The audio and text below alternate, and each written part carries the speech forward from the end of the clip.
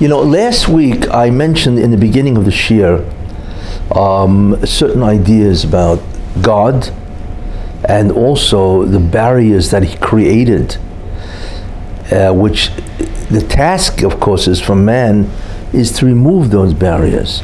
I mentioned the first barrier is the concept that we are an other besides God, Zurosoi. That was the first barrier. Second barrier is, even if you're spiritual, God is not spiritual. So that's a barrier to experiencing God.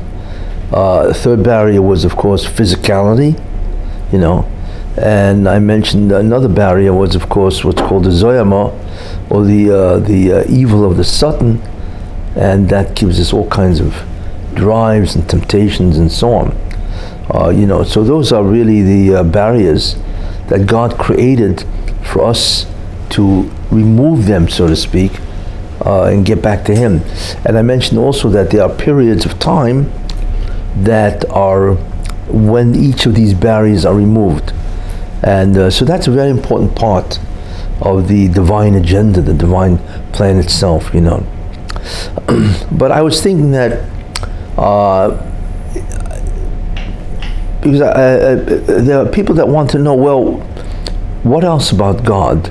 Because a lot of people, in a certain sense, enjoyed some of the ideas that I spoke about last week, So what I'd like to do for this year is to give a shiur about who is God, which I gave many years ago, a long time ago. And I think, there's a larger audience. I think that really never heard that shiur. So I'd like to go into it, extensively, of who really God is. What's interesting is He is the central idea of the whole Judaism. And when you think about it, what is the vision that people have of God? Which is interesting. Most people have the idea about God that they had in the 5th grade. He's a big, invisible individual, like a giant, that monitors mankind and the whole universe, so to speak, So people have this vision of God. But in a certain sense, it's really a juvenile understanding of who God is. We know, of course, that God is central. He is central to the whole concept of Judaism and reality. So therefore, it would be very important to have a much deeper, more profound understanding of who is God, what is the nature of God, in a certain sense, what is His essence, you see. And what comes out of this is that the way we relate to Him in many ways is based on what His essence is. Therefore, it's very important to have an idea of who God is to the extent that we can understand. Because listen, we pray to Him 3 times a day. He is the author, so to speak, and the commander of all the mitzvahs. So obviously, to know who God is a very important idea. Now, first, it's interesting. You can ask, is it a mitzvah to know who God is? Is it a mitzvah to know who the Rebbeinu Shalom is? And the answer is yes. The Rambam counts it as the first mitzvah in his Mishnah Torah, to know that there is a first cause or a first existential being, and he counts that as a mitzvah. So if it's a mitzvah, lo das, to know, well, that's what it is. It's so that therefore to study who God is, His essence, His nature, to whatever extent you can understand, is actually a mitzvah saseh, is a positive commandment. So that automatically places the whole endeavor to know who God is on a whole different level, you see. So that's important. And besides, where does the Rambam get that mitzvah from? Because it says in the Torah in Dvarim, V'yodata hayoim, and you'll know this day, Ki Hashem hu Elokim, that God is the Master, the Lord, in the heavens above, B'shamayim Yimal, in the heavens above, and on the earth below, Einoid. There is nobody else. So it says V'yodato, and it also says right after V'yodato Hayom, then it says V'hashivoiso elevavecho, and you will satisfy your heart. So from there you learn that it's a mitzvah to know who God is, because God is saying, and you will know this day, and you will satisfy your heart, means the quest to know who God is, that God is the absolute master, the Lord, in the heavens above and the earth below. There is nobody else. That's clearly a mitzvah saseh. It's a positive commandment to know who God is. Now, what is interesting about the way the Torah expresses that command is V'yodat hayom, and you'll know this day. Then it says V'hashivois elevecho, and you will satisfy your heart, so to speak. So, which would indicate that it's a tremendous labor to understand who God is, because your heart is agitated, you see. So you want to satisfy your heart, right? So therefore you have to really work hard to know who God is. That's what Shiur means, So the question is like, why does the Torah express itself as if it's so difficult? You see, I mean, God is God, and we don't really know who He is or what He is, and so on. So how do we even begin to understand who God? And clearly, what the Torah is saying, that it's not going to be easy to understand who God is. It's going to be a real difficult labor, and so on. So we have to understand exactly what that is. Besides that, there's also another idea where God says in the Navi, that the Rabbi Hashem says, Al Yishalel, let's say, Al Yishalel Chochem Chachmosoi. Let not somebody who wants to take credit and pride himself on his wisdom. And Val Yishal Giba Vigrosoi, and somebody who's very strong, let him not take pride in the fact that he's very strong. And Val Yishal Osha B'Oshrei, and let a wealthy man not pride himself that he's wealthy. Kim Bezois, if you want to take pride in terms of that you can take credit in your productivity, what is it? Right? Kim Bezois Yishalel HaMesalel. With this idea, you can actually take pride. What idea is that? Haskel v'yodoya oisi, that he understands who I am. It's an amazing pasuk, where God is saying, you want to feel proud about yourself, you want to feel like you really have a sense of accomplishment, then the greatness of what you want to aspire to, and what you can really take tremendous pride and so on, is that you know who I am. You see, so there you see an amazing idea that God says, right? That knowing who I am is the greatest achievement that you can do. Forget about money, forget about wealth, forget about strength. All of these things mean nothing. Take pride in the fact that you understand who I am. It's a pasuk. So therefore that clearly tells us that not only is it a mitzvah, but God says that that's the only thing you can really take pride in, to understand who I am. You see. Now, that automatically tells us something very interesting, that we can know who He is. Whereas why would God say that, right? Why would He say, take pride in the fact that you know who I am? Excuse me, how in the world can we know who you are? Elamai, as they say, but really, obviously it is possible to know who God is, at some degree. Okay, but clearly there is a way, or there is a path to have the knowledge of God Himself, you see. And this is the greatest achievement that you can ever do. So in the end of time, when you're facing God, after 120 years, and you're facing God, and God is going to say to you and the whole court, the Bezdin, what'd you do? I gave you 95 years of life. Tell me what you did. right? And the man is going to say, I studied, I know who you are.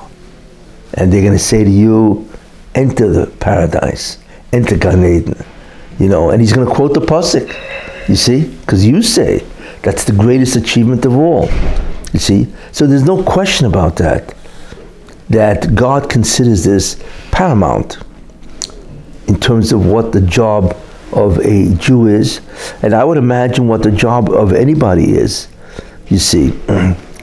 And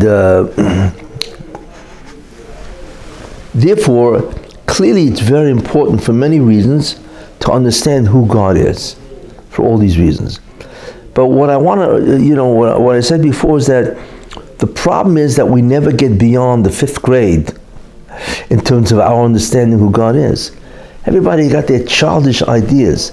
I mean, it's amazing to look at some religions, what they think God is. There's some religions that argue, well, is God a male or a female? You know what I'm saying? This wherever, this is the level that they're at, and so on, And, most people, as we will see, most religions in some way drag God down to be superhuman. In other words, they admit he's not human, but he's superhuman. You see? So they will attribute to him certain attributes which are clearly physical and so on. Because, and we will see, of course, is that is so far from the truth that is absurd. But in any case, so therefore this is the rationale for pursuing this line of study. Who is God? How deep can we go? And you will see that it's possible to go incredibly deep. You will see that. And therefore, it's something that I felt is certainly very important to understand. When you get up there and you pray to God, who are you praying to? What type of a being is it? Is God limited in any way? Unlimited? And so on. Anyway, so that's what I want to do. So now, when you think of God, what do you normally think about? Well, usually, if you walk over, something which is interesting to ask, what's your idea of who God is? You'd be surprised at the answers that people give. I could try it here. Be very interesting. But most people will describe God usually in terms of his role. Well, God is a creator. He's a king. God is a judge. That's a role. That's a behavior. You know what I'm saying? But that's not really what he is. Maybe you could say that's what he does, maybe. Right? But that's not what he is. If you say, well, George is a judge. I don't know who George is. I know that he acts as a judge. Fine. But the mere fact that you tell me what a person does doesn't tell you who he is. The same idea. God acts as a creator, as a judge, like I said. He's a king, he's a ruler, he directs, he supervises, and so on. But who is this being that does all these things? And that's how most people see God. They describe him in terms of not who he is, but what he does.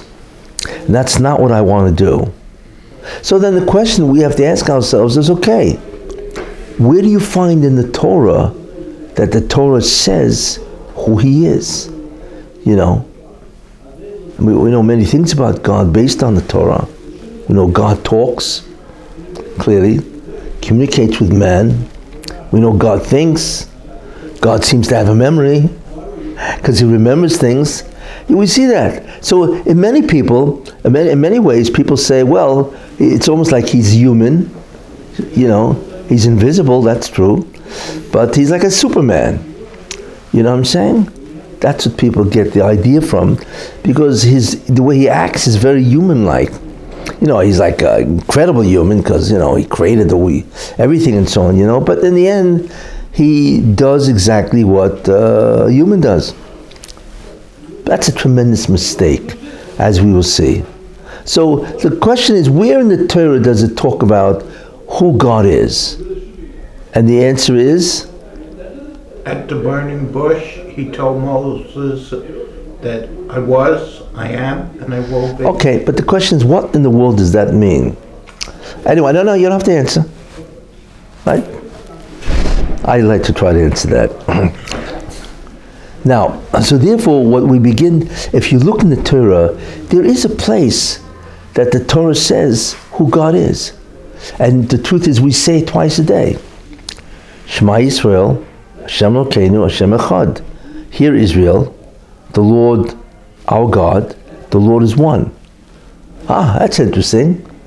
The Torah says that God is one. Wow, that's interesting. Fine. Now, what that means to us is that He is one and not two. That's what it means, right? That's the concept of monotheism. That the creation has only one God, and it doesn't have two gods. You know? Can we study the concept of echad, which is oneness?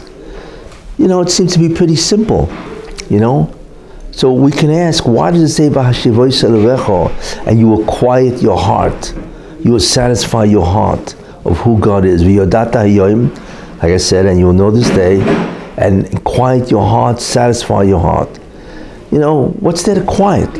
You know, I can ask you, who is God? And you're going to answer me, He's one. You know, it takes exactly 3 seconds to say that. You know? So what's the problem that the pasuk says, the verse says,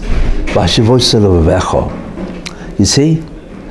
And the answer to that is because the concept of oneness is a very difficult thing to understand. As simple as it sounds, there's an enormous amount of profundity in the concept of one. And I'd like to explore it, you know, with you and so on, you know, to really get down to a level to understand that when we say God is one, what are we really saying?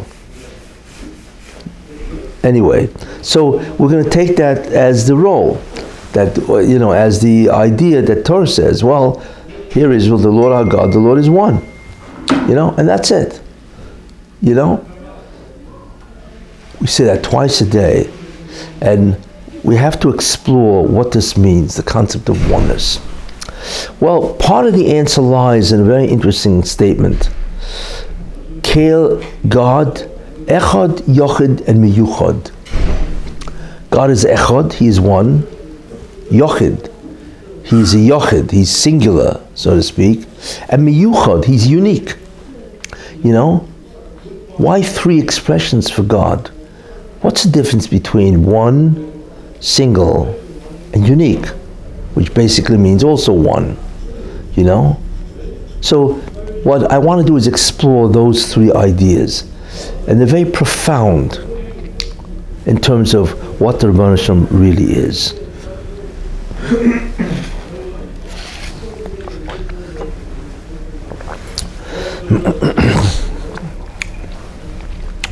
In a certain sense, we can take an elevator, we can go into the elevator and go down different floors. And in each floor, the door will open and we will see something about God. And the deeper we go, then the deeper is the understanding of who God is. It should be interesting to see how many floors we have to go down until we reach, in many ways, the ultimate idea of who God is. So let's all go in the elevator, right? Press the button, -1. Some people say, well, why don't you go up instead of down? But down means down in depth, you know, deeper and deeper. But anyway, and we go down to the first floor. The door opens, and we see something which is astonishing. When we say that God is one, did you ever ask this question, why is He one? Is He lucky? He's lucky that there just happens to be that there's no 2. So He can rule by Himself, right? Wow, is He lucky, you know? That God is one, He doesn't have to share His kingdom, right? With any other God, you know, and it just happens to be that way. You know, it happens to be that way. You know, God doesn't have to be one. It's just that's where the, as they say, that's where the coin dropped, the cookie crumbles, whatever, right? It happened to be that way. That's what we would think, you know. It's interesting to see what people would answer. Why is it not? He is one, but why is he one? Is that luck, or is there something about him that demands that he be one? Now, there are two types of oneness. One type of oneness is called relative oneness. Okay, for instance, there are certain things in the world which are only one of a kind. I remember I was once in Versailles, in France, and I went to Versailles, which is the palace of Louis XIV, and let me tell you, it's an incredible place, beyond belief. And this is a king. This shows you what a melech really is. That palace, Versailles, right outside of Paris, puts to shame the White House. I must say that, you can't believe it, The place is gilded with gold, and it's got frescoes on the ceiling and paintings. It's just beyond belief. And there's one room that you can't even believe you're in the room. It's called the Hall of Mirrors. If anybody who went to Versailles outside Paris, you know what I mean, the Hall of Mirrors. In fact, Louis used to take kings in there, and then used to knock their block off. They were astounded by that hall, It's filled with mirrors and chandeliers, and this was like, whatever. Anyway, but in that palace, there was a desk. I remember the desk. It was extremely ornate, curved, ornate. It was a really magnificent desk. It took the guy 35 years to make it. I don't think he lived to make another desk like that, It's one of a kind, obviously. It's priceless, And so the question is, wait, it's only one of a kind. It's echod, right? But could a guy have made a second desk like that? The answer is yes. There could be a second desk. It just happens to be that there isn't a second desk. Okay. But so we could say that desk is one of a kind, right? It's oneness and so on, But there could have been a second desk. You see? You'd agree to that. So that's called relative oneness. It's one, relatively speaking. You see, there are coins that are only one of a kind. There are stamps. A stamp from the British Guiana, I think, that's one of a kind, and so on, So, and there are many things which were made only one, and there are diamonds that are one of a kind. Whatever. That's called relative oneness, because there could be a second thing like that. But then there's a thing called absolute oneness. What does absolutely one means?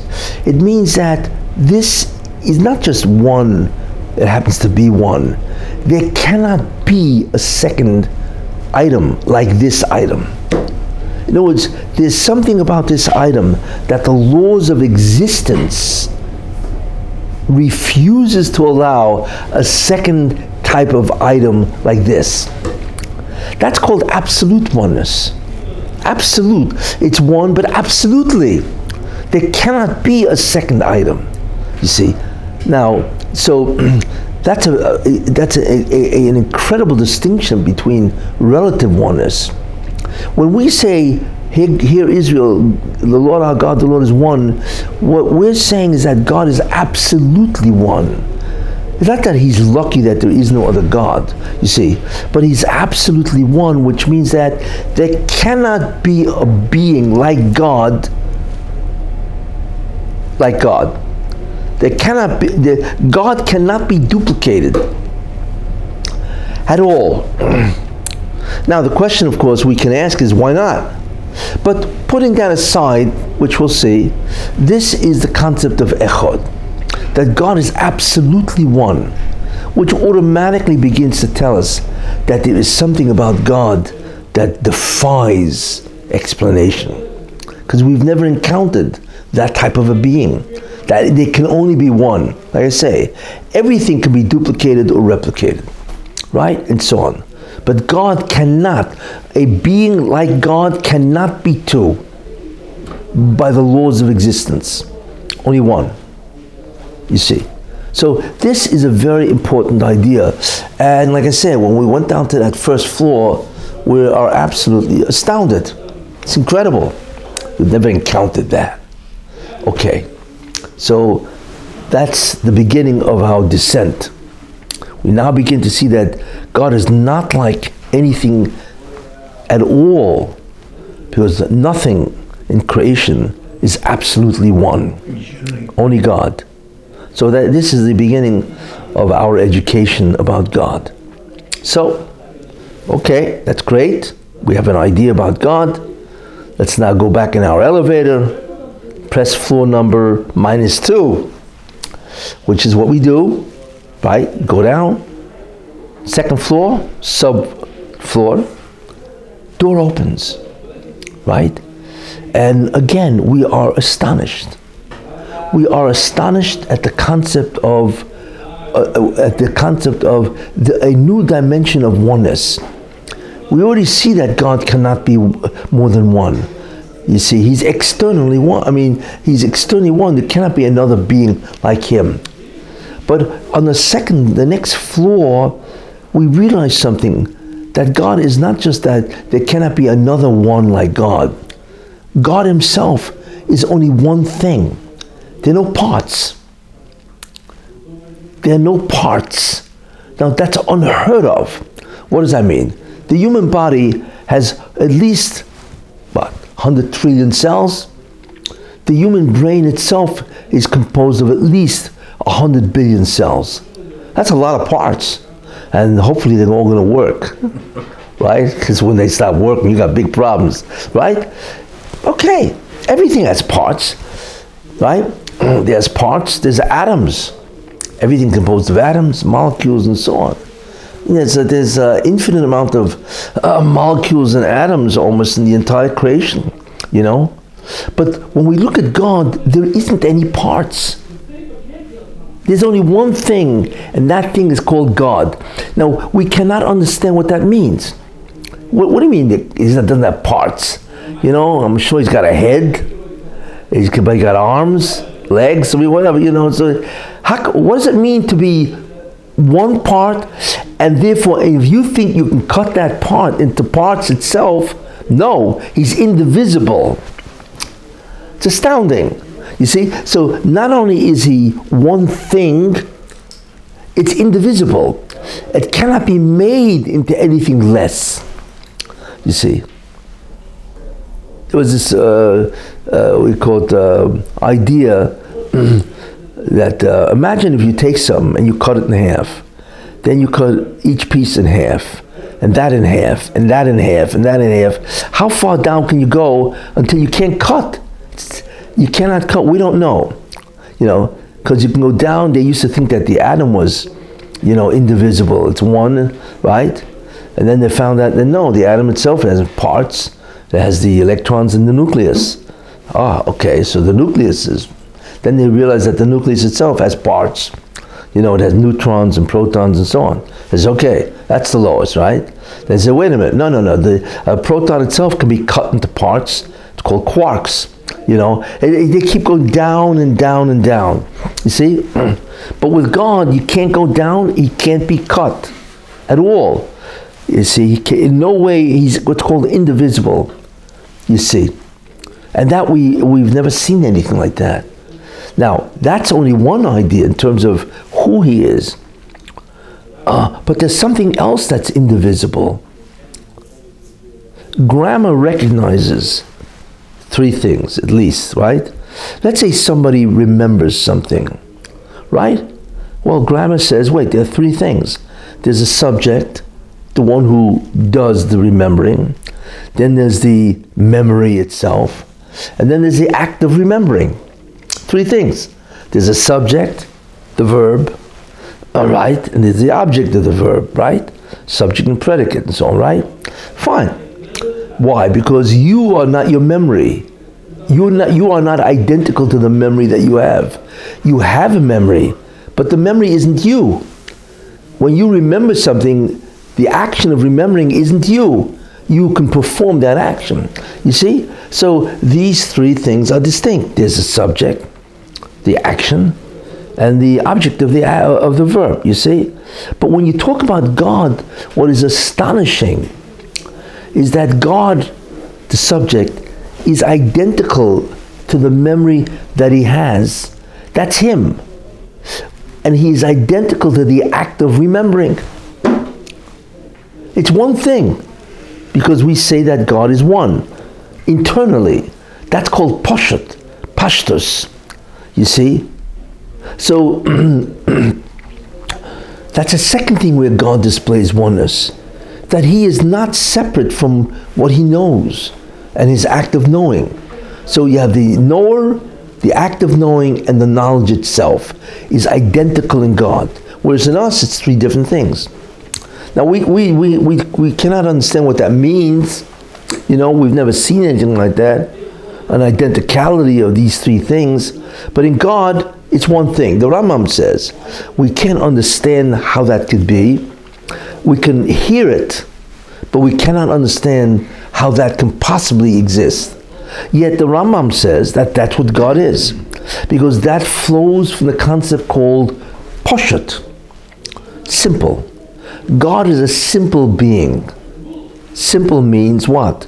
That he's only one thing. There's no complexity. There are no parts. There's no multiplicity. You see, that's what it means that God is simple. And therefore, that's a second thing.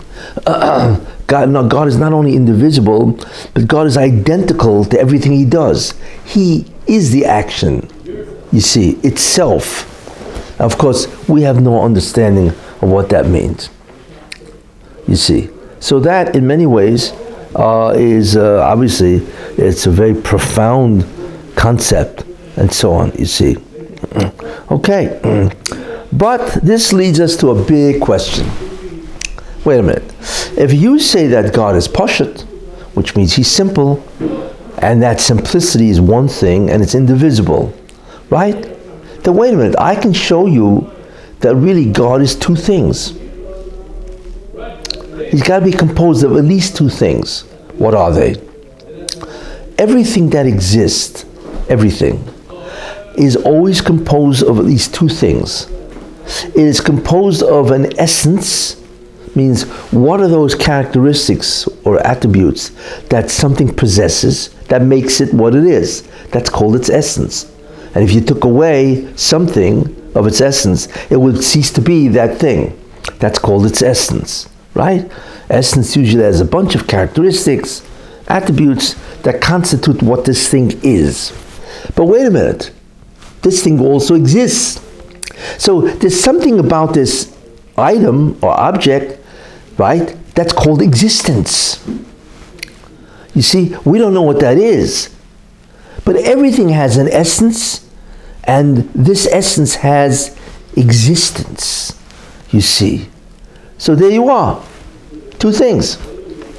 It has the essential attributes, characteristics, but it also has existence. It is, you see. So then you can say to yourself, wait a minute, that's two things. There's the essence of what it has, and then the existence because it is. There's two different things. You know, even if we don't know the quality of what is existence itself. You see? God isn't poshet. Because he's composed of at least one thing. Now we don't know what he is, we don't know his essence, that's true, right? But he has existence. You see? So therefore, he's got two things. How do we even answer that? And the way we answer it is we come to the conclusion, a very important conclusion. What is that? That God doesn't, if I would ask you, does God have existence? Everybody would say, yes. And if you don't say yes, you're not Bikuris, right? Does God have existence? And the answer is, not at all. God is existence. What a difference. What's that mean that he is existence? That means God's essence is his being itself. He is existence per se. Now we don't know what that means because we are not in contact with our existence. We don't know what makes us be, you see. But God and his existence is one. You see, that's the pashtus. Like I said, if God knows something, so the knower, the act of knowing, and the knowledge is identical in God. Well, if we say God has existence, it's the same thing. God right, that exists, right, is the existence itself. It's identical. It's called an identicality. Now we have no idea what that means because we've never encountered existence per se. How do we know there's such thing as existence? Because you exist. You know you see. How do we know that there's a phenomenon called existence? Because you have it. You see? God doesn't have it. He is it. It's an incredible difference between him and you. Very important idea. God's essence is existence or being itself. Very important idea, you see. So if we understand that, and this is part of Pashut, that he and his existence are one. You see, now if we understand that, it answers many, many different questions, you see, about God. As I'm now going to say, it really resolves a lot of difficulties. Once we understand that God's existence is himself. That's his essence. He doesn't have an essence beyond existence itself. Being is what he is. Okay, let's see what it answers. Okay? 1, we know that God is omnipotent. Omnipotent means he's all-potent, which means he can do anything he wants. The only thing that stops God from doing anything is because he doesn't want to do it. You see? Nobody can stop God from doing anything. You see? The question is, wow, how does he pull that off?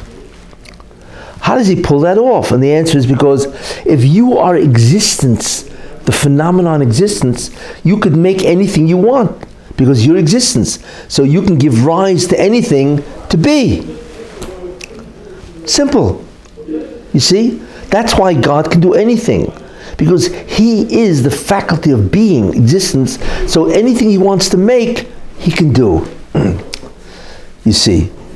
What is interesting about omnipotence is that nothing can oppose him.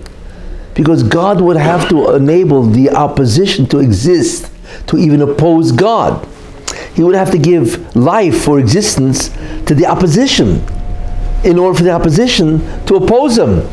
Of course it's impossible, you see? So God is not merely strong, and he's not merely invincible. He's the only thing, really, in that sense, that can create anything, or make anything.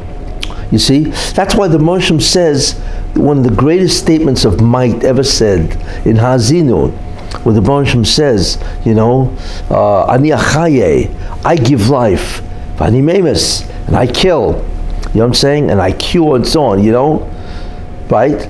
V'ein miyodi matzel, and from my hand there's no rescue. Nobody could, if I want to do you in, you are finished. Nobody can rescue you. Why? Because I would have to give existence to the rescuer. You see? So then how can the rescuer oppose me if I give him existence to oppose me in the first place? You see? So obviously I won't give existence to the rescuer, so v'ein miyodi matzel. From my hand there is no rescue. You're looking at the most powerful statement ever made. Once you understand that God is existence itself, we now understand why he can do anything, you see. And since he has to give it existence, therefore it is. Guess what? If he doesn't give it existence, then it isn't. So what's the problem? You see, that's why he's omnipotent. Very important concept, which means he's a kol yochel. He can do whatever he wants. And if he doesn't do it, not because he can't, he doesn't want to, and therefore it's not done. Explains beautifully the whole concept of omnipotence. You see, that's why you should never give up hope. Everything is possible. The real question is God going to do it? That's the question. You can say to yourself, is it possible to me to have $50 billion? Now you would say it's impossible. But no, it is possible. The problem is you got to convince God. Because if he wants, he can give you $50 billion. I just use that as an example. Nothing is beyond God. Very important idea. That's why that's why what it says, afilu cherev choda al tzavoro, even if there's a guillotine on your neck, right? Al timna min arachmem. Don't think that God can't save you. He can still save you, even though it's literally right on your neck. I don't know how, right? But he can do it. You see? He did it, in fact, to Moshe Rabbeinu, the Medrash and so on, when Pari wanted to kill Moshe because he killed the Egyptian. So they put him under the sword, the scythe. The guy was going to chop off his head. So the Medrash says God turned his neck to marble. Guess what? And the knife cracked, or the spear, the sword, it cracked, and then Moshe fled, and so on. Yeah. Can do that. What's the problem?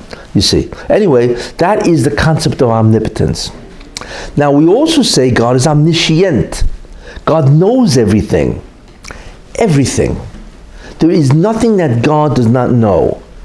The question is, how does that happen? And the answer is, well, in order for something to exist, God has to give it existence.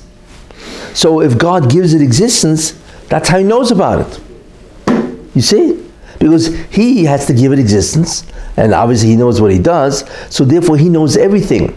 In fact, it could be said, if God doesn't know about it, it's because he never gave it existence, so why would he have to know about it? It doesn't exist anyway. You see? Therefore, God is omniscient.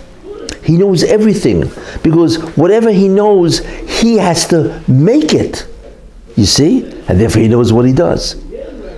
You see? So therefore he knows everything. And he never forgets, because not only does God create it, but he has to maintain its existence, you see. So God never forgets, because he is the active cause and force that makes everything. And that's what knowledge is, the knowledge of all things, and so on. So that idea that God is existence itself explains beautifully why he's omniscient. You see. Now, the third thing is God is omnipresent. He's all over. We had that in Kedusha, Mole Kol Haaretz Kavoidoi, right? That his honor, his glory fills all space, everything. That means the universe, which is 13.7 billion light years across, and a light year is 6 trillion miles. A light year is not a time unit, it's a distance unit. How far does light go at 186,000 miles a second? How far can it travel in a year? Approximately 6 trillion miles. It's a long way off, right? So therefore the universe is how much? 6 trillion times 13.7 billion. That's quite a large number. But in order for that to exist, right, that means God fills at least 13.7 billion years. That's how big he is, right? That's what it means. Can we comprehend a being that's minimally 13.7 billion light years? Of course not. Yet, in order for the universe to exist, it has to be what? Given existence. But that means a star all the way out there, 13.7 billion years away from us, or whatever, right? And so on, has to be given existence by God. But how did God reach it? You see, because God encompasses all creation. And creation is much greater than the universe. Creation is much greater than the universe, which is very obviously and so on. Creation is almost infinitely greater than the universe, than the physical universe itself. So therefore, everything, the presence of God is everywhere. That's what it means. You see, that God is everywhere. Because if God is not in a place, it doesn't matter. It doesn't exist anyway. So why would he have to be located in that place? You see, that's a very important idea, that there is no space that is devoid of the presence of God. So therefore, just those three ideas, omnipotence, omniscience, and omnipresent, right, is beyond the human mind to grasp. We're obviously no longer dealing with Superman, you know, because even Superman doesn't know everything, right? He's certainly not all over the place, and he's not,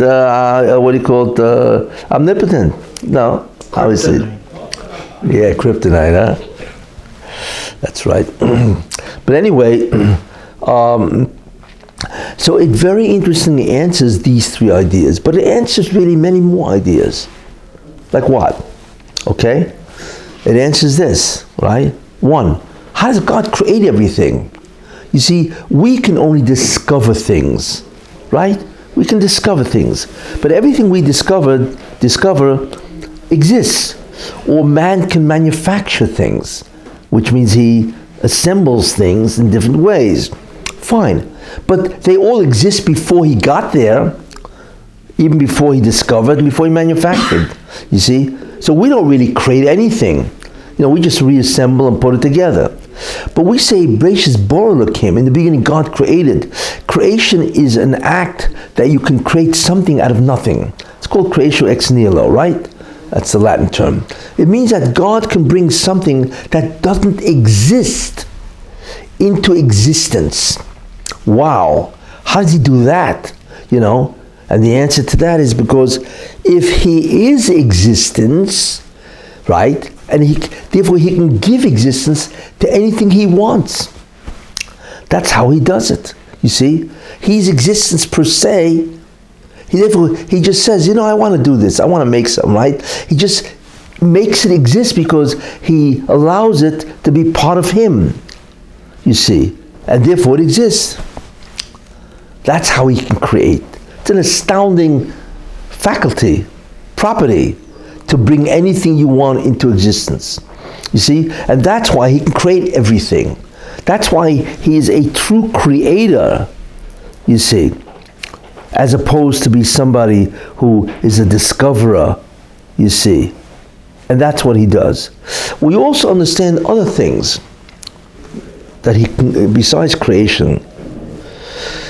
One of the unique aspects of God, you see, is that he must be. He must exist. The Rambam uses this. He says one of the greatest ideas of God is that he cannot not be. He cannot non-exist. He must be. We may or may not be. There's no reason why we exist at all. So there's an option by anything else in all creation that it may exist or not exist. But God cannot leave existence at all. He must be. The question is why? It's called Mukhrach HaMetzius. His existence is necessitated. It's necessary. The question is why? And the answer is that we who are not existence, who are given it, well, if God removes it from us, right, then we instantly annihilate. We're gone. Truly gone. We don't exist. But God, who is existence, where's he going to go? He can't remove himself from himself. So if he's existence itself, I hate to use the word, but he's stuck in that sense, right? He is. You can't take existence out of him because that's who he is. You see? So if you have an item, fine, it can be taken away from you. But what happens if you are the item? Where are you going to go? So in a certain sense, God cannot commit suicide. You know what I'm saying? I mean, thank God for that, as you can say, that he can't commit suicide, because we would have a lot of problems if he did. Because again, something which is existence cannot remove himself from himself. Therefore, he's Mukhrach HaMetzius. He must be, which is an incredible ability of God. That means God can never disappear. And not only that, there can never be a time that he wasn't. He's timeless, because a being that can't evaporate, so to speak, or obliterate, or annihilate, or terminate, right? That means he always was. That means he always was, he always is, and he always will be. Because where's he going to go? You see? Therefore, God is enduring. He's enduring. He always is there. There was never a time, so to speak, that he wasn't there, and therefore there will never be a time that he won't be there. You see? We're lucky. That's why Olam Haba is a great place, the future world, because it will always exist. You see? We have to be afraid when God's going to run out of steam. always going to run out of gas. I mean, whatever the fuel is to keep the energy going, and so on, since God will always be, that means whatever he wants to exist will always be. What a comfort. Anyway. Isn't time a created concept? Yes, it is. He created time. But I'm not going into that. I'm just saying, even if time is whatever, I'm going to explain that later on. But anyway, so the main idea is that God is permanent. Always was, or is, and always will be. You see? Because he cannot remove his existence. Very important idea. In other words, his existence is necessary. That is a very important idea. There's another concept. The Ramchal says something very interesting. He says, we don't know anything about God at all. But there is one thing we know about him. You know what that is? Shleimusoi. He's perfect. That's what the Ramchal says. Now he doesn't say more than that. The question is, perfect? What does perfection mean? Perfection, in many ways, is what? It's a concept. It's really an adjective. What's perfect? To be perfect means to have everything that the thing can contain or be. Nothing's missing, right? That's what perfection is. If I say some guy's strength is perfect, that means he has the totality of the attribute called strength. Nothing's missing, which of course nobody has, So when the Ramchal says that God is perfect, what does that mean? That means that whatever he has is complete. It's total. There's no lack.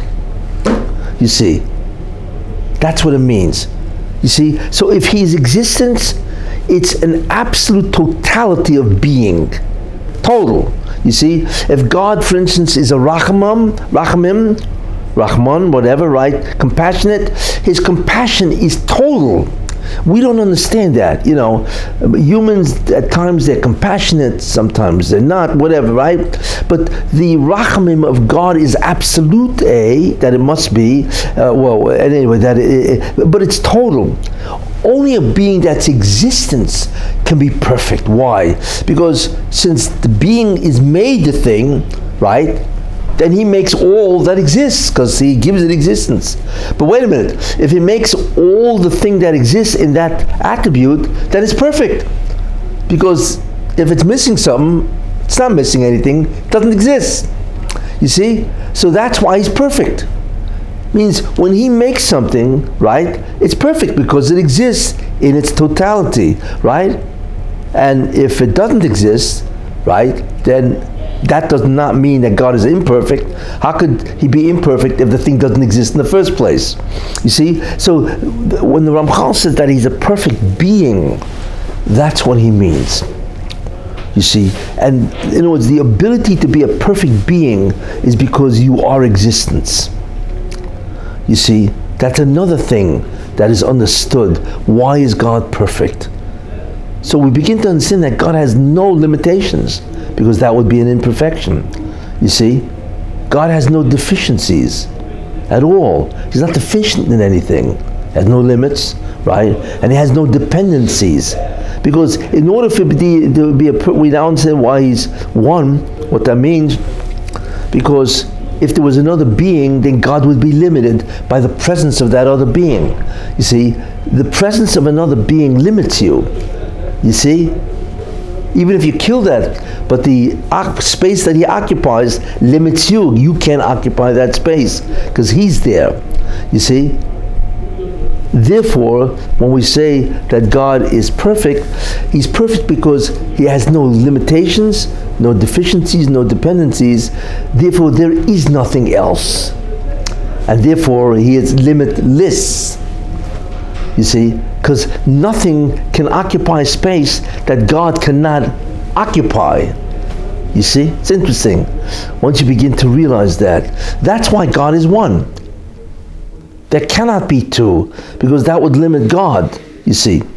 But another idea is that when we say that God is limitless, so to speak, you see, what it means is that there can be many things, right?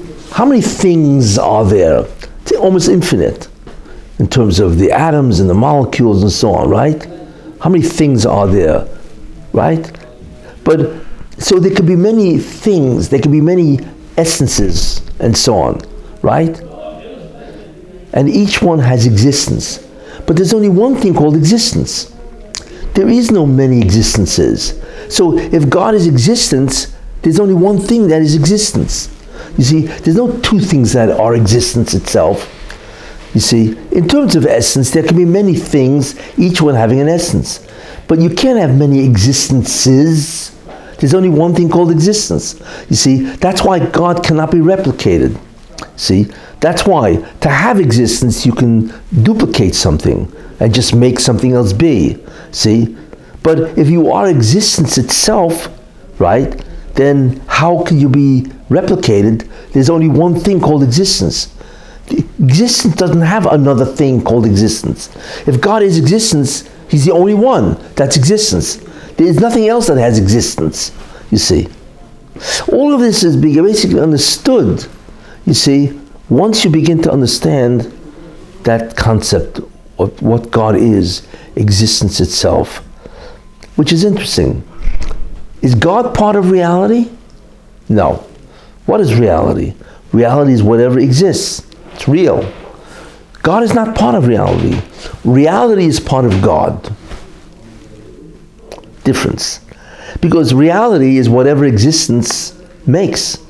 So if God is existence, then He's reality. He is. You see? So God is not part of reality. Right? Reality is part of God, so to speak. Reality emerges from God because God is existence itself. Therefore, whatever He makes is real. He's the one, not reality. There's no such thing as a separate thing called reality. And God is one of the things that is real. No. You see? God, reality, in that sense, God is not part of reality. He is reality. So reality is really part of Him. It's an interesting way of looking at it. But all things change. Now, where do you see this? Where do you come up with this idea, that God is existence itself? Well, it's interesting, What's the name of God that we really cannot even pronounce the way it's written? Yud Kei Vav Kei. That's called a tetragrammaton, right? 4 letters. Yud, right? And Hey, then another Vav, then another Hey. Yud Kei Vav Kei. Why is God's name Yud Kei Vav Kei? Why? And the answer is because the word Yud Kei Vav Kei comes from the verb liyois, to be. He's Hoya, Hoive, V'yiyeh. Hoya, He was. Hove, He is. Yiyeh, He will be. That's the verb liyois, to be. It's the Hebrew word to be. Right? So God has a name, Yud Kei Vav Kei, because what is He? He is being itself. That's why His name is being. You see? Now you know where He got the name from. That's His name. Being. You see? Because that's what He is. God is existence itself. That is His essence. Doesn't have anything else. But He doesn't need anything else. In fact, when Moshe Rabbeinu said to him, "What's your name?" Remember, God said, "Take the Jews out." So Moshe Rabbeinu says, what do they call you? Right? Because everybody's got to have a name, right? So God answers something very strange. He says, Ehyeh Asher Ehyeh, I am that I am. Okay, it's I will be that I will be, but there's a whole medrash on that. But basically what God is saying, I am. You wonder who I am? I am the am, the verb. I am the am. That's what He's saying. Meaning there's an I, but who is the I? The am. It's interesting, English must express the verb to be. Like, I am walking. Why? Because you can say, I am walking. How could you walk if you don't exist? So English must use the verb to be, am. And then you could say walking. You see? Because English assumes, right, that if you don't exist, you probably can't walk. Right? So English will always use the word to be. So I will do something. Will is existence. You see, they're all part of the words to be. I will do something. He does this. I am this. It's all to be.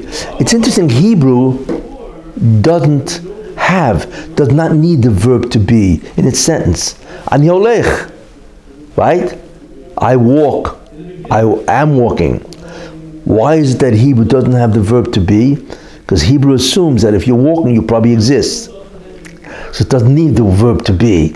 You see, but English is not sure about that. Anyway, so they got to insert the verb to be. You see? So God is saying there's a word I am, right? There's a sentence called I am, right? I am what? That I am. That's, you wonder who I am? I am the amming. In fact, that's what I do all day. I am all day. I'm always amming. You see? All day, because that's the existence of God. God is saying, I don't have a name. The verb to be is my name, because that's basically what I am, existence itself. It's interesting. And that's why we have a Yud Kei Vav Kei from the word Lihiyos. You see that God is existence itself. It's a very important concept, and we see God refers to himself, and so on, that way,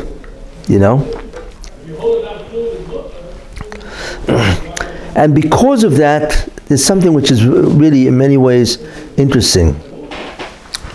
How does God know that I'm giving a shiur? Does he see me?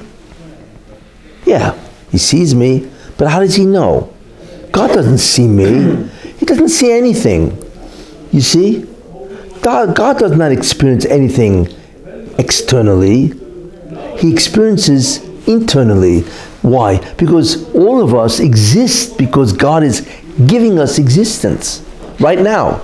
So since God knows himself, he knows us. He doesn't know it because he sees us, you see. He knows it because we emanate from him, or how would we exist? So that's how he knows what's going on here. You see? That's how he knows everything. You see? Because he gives it existence, and the existence is him. It emanates from him. You see? So obviously, you see, he knows everything. You see? That's how he knows it. Because God knows himself. Therefore, he knows everything. The knowledge is himself. He is the information. And guess what? We are the information. You see? That's the tremendous difference between us and him. He doesn't know because he's looking at us, seeing us. We are not external to him. We emanate from him, because where would we get our existence from? You see? So that's how he knows what's going on. A whole different way of living or being or whatever. It's really astounding when you think about that. But look how deep it is.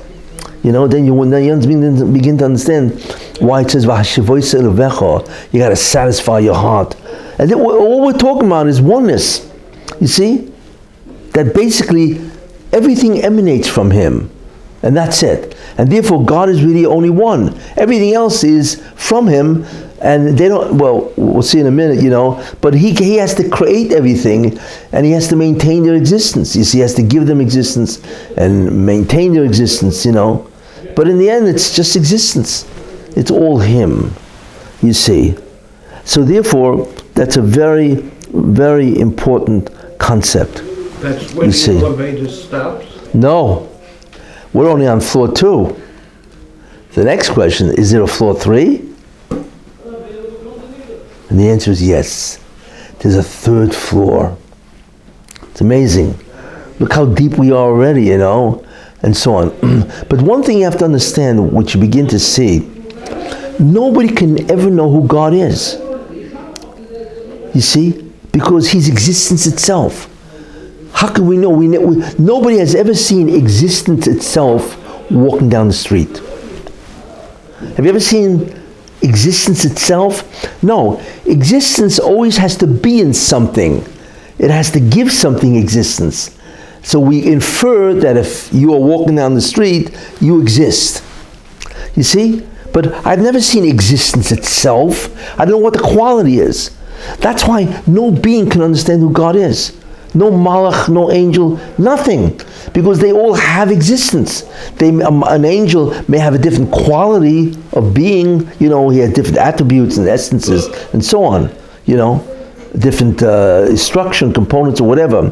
But in the end, he also emanates from God. He also has to be given existence. So he doesn't know what existence is. You know what I'm saying? Therefore, it is not possible to understand or to know God. In fact, the only one who can know God is God. He's the only one who knows who he is. Nobody else does. Not the greatest malach of all has an inkling of who God is. You see, because the malach emanates from God. How would he get its existence? You see, but he doesn't know from what he emanates.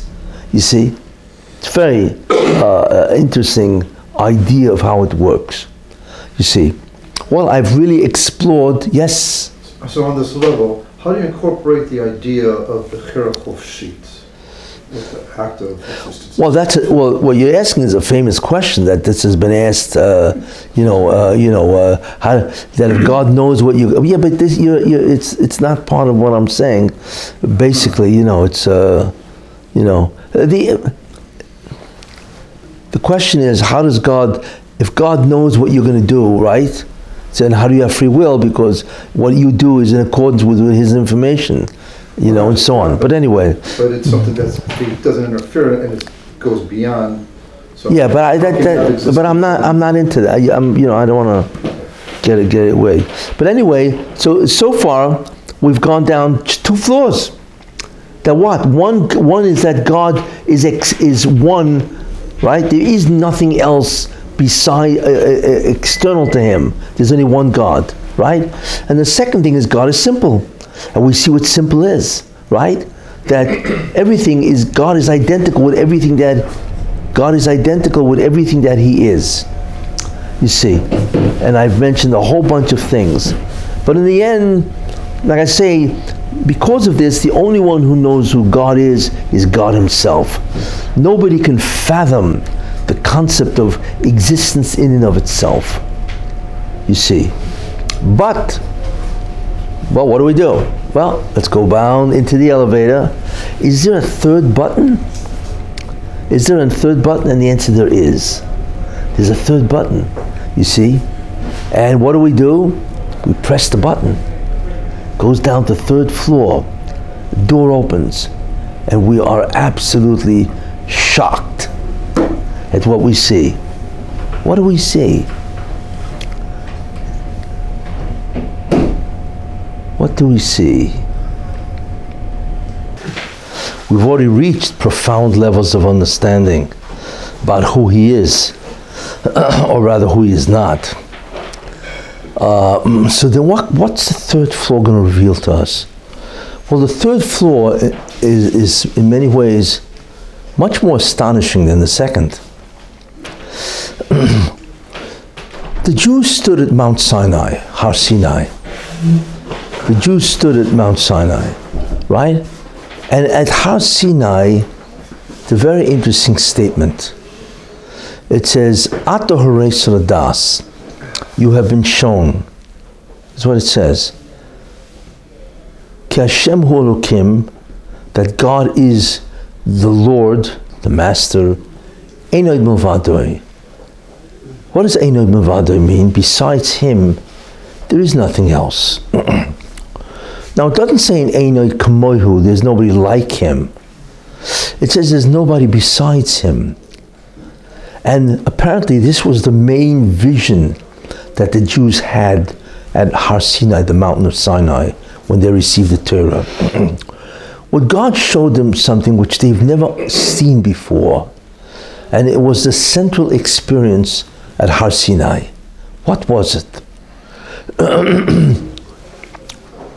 We think that God made a creation.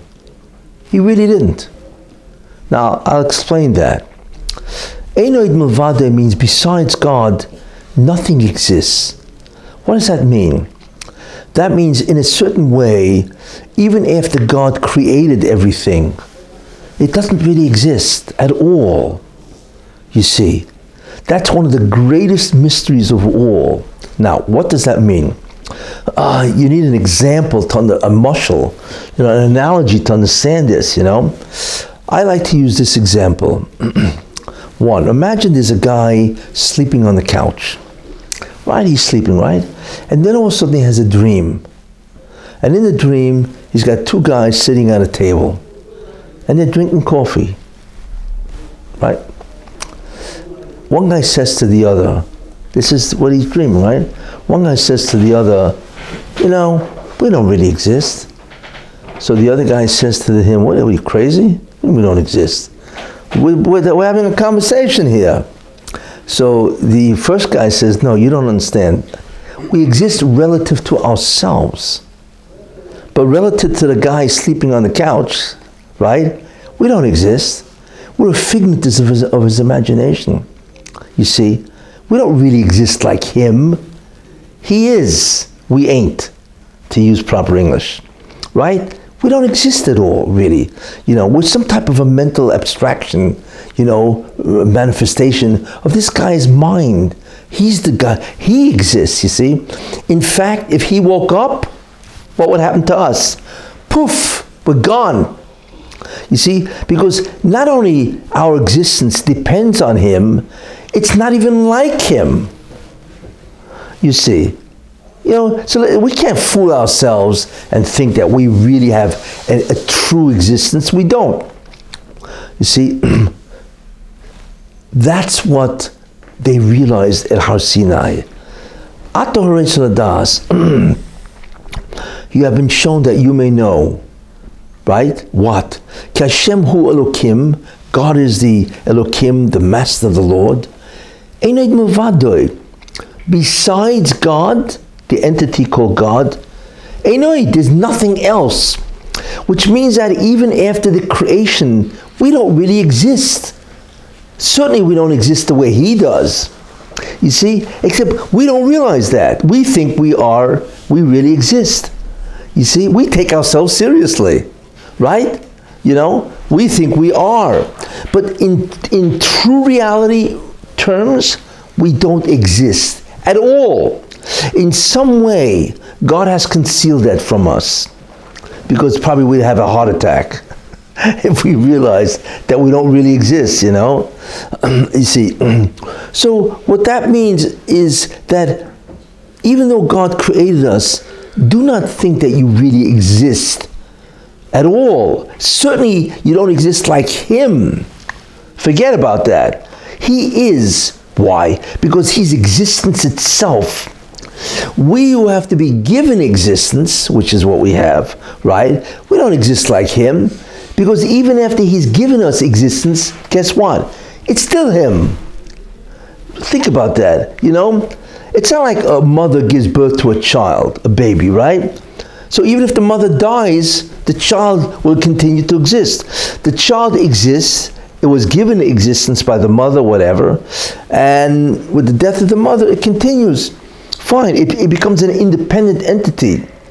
Our problem is not only do we have to be sustained by God from nanosecond to nanosecond, and if God diverted his attention for 1 nanosecond, not even, for 1 instant time, you know, the whole creation would instantly annihilate.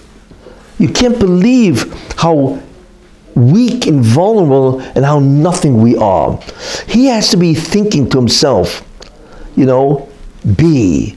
You see, however he works it, right? Of the entire creation, which is humongously vast.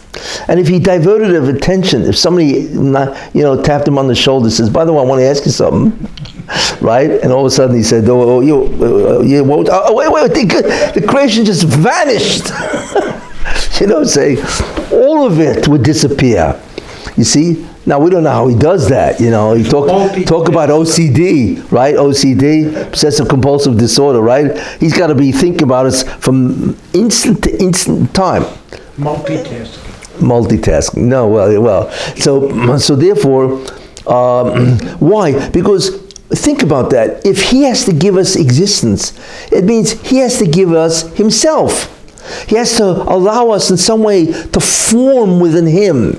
It's like a cloud, right? And let's assume that a cloud takes a shape, right? And all of a sudden it looks like it takes a shape of something, right? But it's still the cloud. You know, it's a shape in a cloud.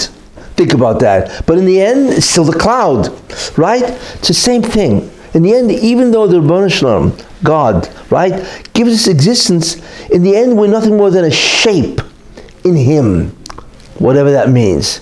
You see? The unbelievable thing that He did is that the shape thinks it's independent of the cloud. It's delusional. You see? And there's no psychiatrist that will cure us from this, what do you call it, this delusion. Is impossible. But that's really what it's like. You see? The miracle, of course, is how did the Rebbeinu Shalom do it? How do we even think that we exist at all or independent of Him? Because we're nothing more than a shape in Him. You see, just like a shape in a cloud. You see? And that's what the Jews realized at Matan Torah. They realized this. And like Rashi says, and not Pasuk, it's in Devarim, I think it's Pasuk Hey, whatever. And anyway, Rashi says that God, Rashi explains that Pasuk, behold, you have been shown, right? That God is the Lord, there's nobody besides God. So Rashi says, God opened up the heavens, right? This is what Rashi says. And He showed them, the Jewish people, Shohu Yichudei Shel Olam. He is the one of the creation.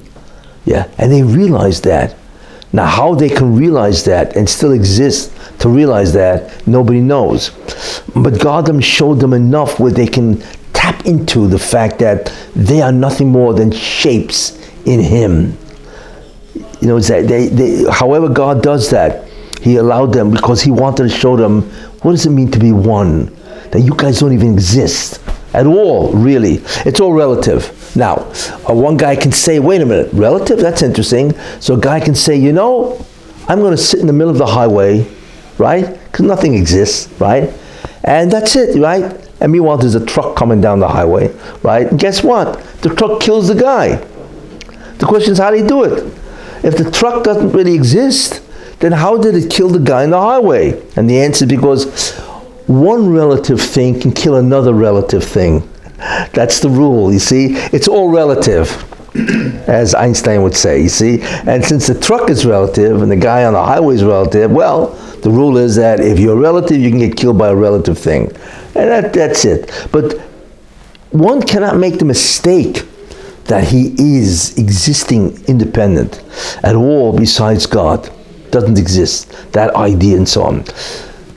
In fact, Moshe Rabbeinu said, which is interesting, Moshe Rabbeinu, when the Jews sinned at the golden calf, right?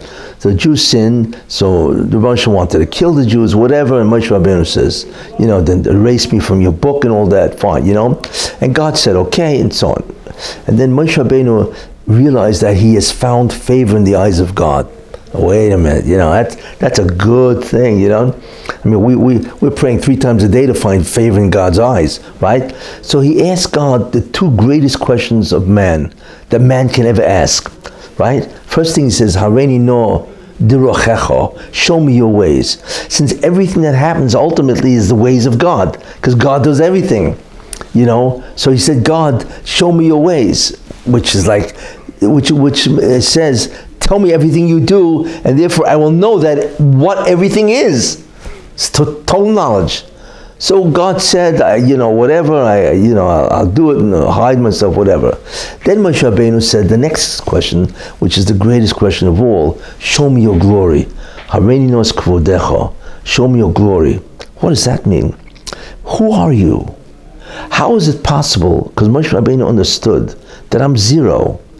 I don't really exist like you. In fact, I don't exist at all, really, and so on. I'm a shape in you, you know. So, what Moshe Rabbeinu says. But wait a minute. But how can I look at you? How can I be and speak to you? Because I don't exist. Like, how'd you pull off that delusion? You know, show me your glory, which means that who are you? And therefore, if it's Eino Mavadoi, if I'm zero or nobody, how can I exist and talk to you? You see? How do you do that? And so on. The Rebbeinu says you can't see me and live as a whole, you know, and so on and so forth. But in the end, that's really what it is.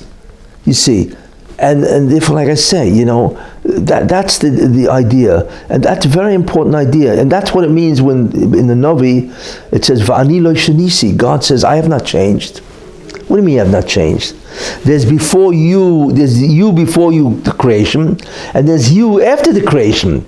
So you changed, before the creation, you didn't do it. After the creation, you did something. So that's a change. But God says, Ani lo shenisi. I have never changed. And that's what he means. Really, I never did anything, because nothing really exists. You see? No, we don't understand what that means. You see, we don't really exist in his terms.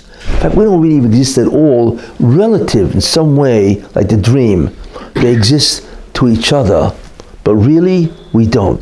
That's why it says that. Why was Moshe Rabbeinu the greatest, most humble man who ever lived? Because he understood Einei Milvadoi.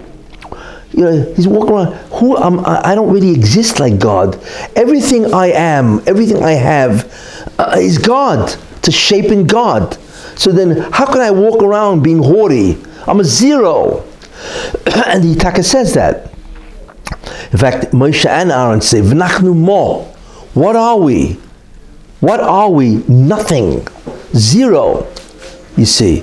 That's why anivus, humility, humble, is the greatest attribute of all, because humility is the translation or the realization that you are zero. You are nothing. Everything is God. That's why it's astounding to see people walking around, preening their feathers. You know who I am? This kind of stuff. What do you mean? You are zero. In fact, if you knew who you were, you wouldn't even exist. So thank God you don't know who you are, because that's the only reason why you can exist, and so on, What you're saying is you don't think, therefore you am. You don't think, and therefore you am. That's right. That's right, Forget about Descartes, right? He had it all wrong, You're not, if I think, therefore I am. No, if I don't think, therefore I am, right? But anyway,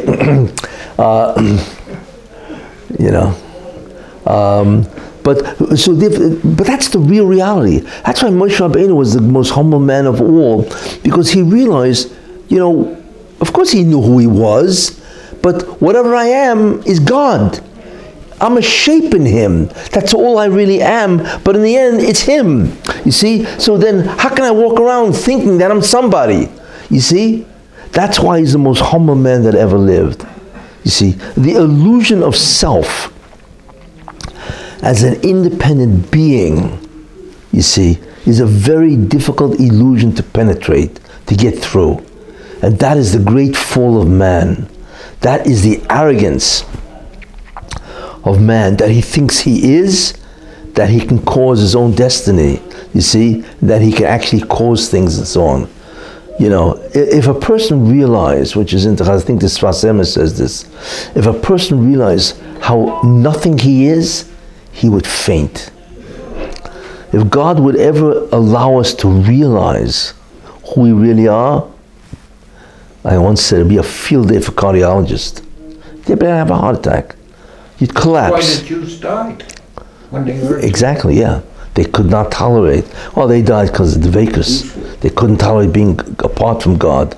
But part of it also because they realized God is. He revealed the relationship that he has with everybody. But you have to understand that there will always be this delusion, because if there isn't, you cease to exist. That's why the Torah starts off with the word Beis, Bereshis. Beis, there was a whole medrash, every letter wanted to be the first. Remember that? It's a whole medrash. Aleph said, Beis and Aleph, and everybody was arguing, because they all start with a good word. So finally, Beis won because it said, I'm brocha. I'm blessing. Okay, fine. But really, when you think about it, it starts off with a Beis, which the numerical value is 2, because there will always be 2 things in existence. One is the Creator God, who is existence, and the second thing that would always exist is a soul that's in a delusion that it exists. Because if that delusion was ever removed and it realized its own non-existence, well, how could it exist? and realize that, it would instantly cease to be. So that there always has to be that delusion, or else nothing would exist. See, so that's why creation will always have these two things: God and the self, or the neshama. So that's why it starts with base and so on. But and I mentioned last week that we experience the existence of God in the future world, and that's how we begin to feel, and the ability to experience our existence, which is God, continues more and more and more, and it's an infinite climb, and so on. So there's more and more a detraction from the zulosai, that there's an other, but there's enough other that we still exist. You see. So therefore, it's a very important idea. Einoid mavadoi. Besides God, there is nothing else. Ein koyach acher. There is no other force in the universe at all. It's only God. And by the way, Rabbi Chaim Volozhin in the Nefesh HaChaim says, the greatest student of the Vilna Gaon, says that this is a segula, that if you are faced with a threat, an enemy, if you say to yourself, there is no enemy, that enemy is God in the form of that enemy, because ein koyach acher, there is no other force. Then he says, when you recognize that there is no other, there's no other enemy, there's nothing that can oppose you. God has to give existence to the opposition, or the sickness, or the cancer itself. There's no such thing as cancer, really. It's a delusion. But it's relative to us. There is. But if you recognize that everything is God, then he says it's a tremendous segula that opponent or opposition will cease. And there are people that have used it. I once used it and it worked. Yeah. It was amazing, I once used it and so on, and it actually worked within seconds. The whatever I was going through vanished. It's amazing. But and so Rabbi Chaim Volozhin brings that down as a segula, as one of the ways that you can help protect yourself. And they say the Brisker Rav, when he was fleeing Europe from the Nazis, so all of a sudden he got stopped by a Nazi, and it was over for him. That's it. Yeah, the guy caught him. The Nazis, going to kill him on the spot. Whatever they do. And so on. So all of a sudden, the Brisker Rav was machavan. Einoid mavadoi. He says, "There's no Nazi. It's all God. This man has no power to do anything to me because he doesn't really exist. Any power that he has to harm me must come from God, and I see that. I recognize that. So what happened was a ness." And they bring this down. All of a sudden, for whatever reason, and the guy Nazi stopped the Brisker Rav, he just looked away. Nothing. He just walked away. It's like, what is this, right? And because he used the segula, the remedy, whatever, called Einoid Mavadoi. Chaim Volozhin, actually, But it works. How it works and why? Because for some reason, when you penetrate the delusion, God says, okay, you spotted me. You got me. I'll do it. I will activate your belief that I am the only one that gives the power of this opponent, and therefore I will take it away. It's like a measure for measure, a midah keneged midah. Because you believe that I'm the only force, the only power, therefore I will show you that I am. It's a measure for measure. Yeah, it's a highly unusual power and so on. And I recommend people who are sick should use this to meditate on this. Einoid mavadoi, and hopefully it will help, and whatever and so on, But it does, I remember I once used it in the airport. I got stopped by one of the people in the customs, and they wanted to check my bags to see if I had anything. And it happened to be that my wife brought in some fruit. I didn't even know that.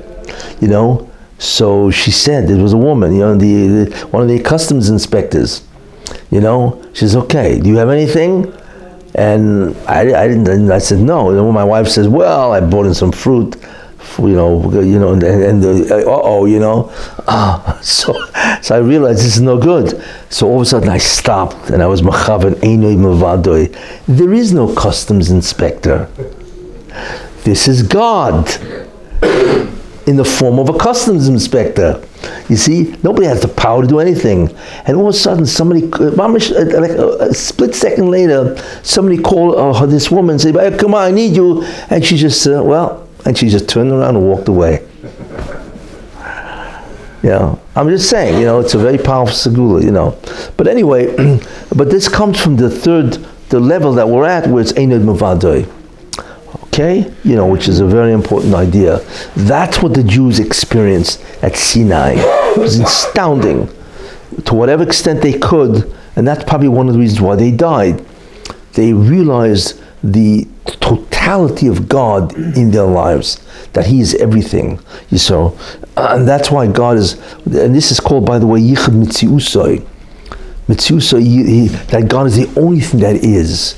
And because of that, Yichud Shlitasoi, He's the only thing that controls, He's the only power that is. You see, there is nothing else.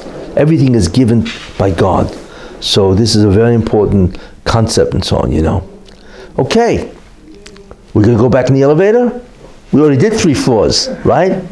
We go back and lo and behold, there's a fourth button. We press the button. I mean, what else is there? We don't even exist, right? We press the button, goes down 1 floor, doors open. Where did the elevator come from? What? Where did the elevator come from? All of a sudden, that's part of the delusion that there's actually an elevator. We think we're actually on the elevator going down, Anyway, and the doors open, and we are astonished beyond belief. But I'm not going to say what it is next week. So we're down 4 stories, 4 flights. Look how deep you can go in terms of who God is. You see, people have to understand who God is and what they're dealing with, who they're playing around with. Okay, yeah. All the Sidurim, before we do a mitzvah, every Siddur brings it down.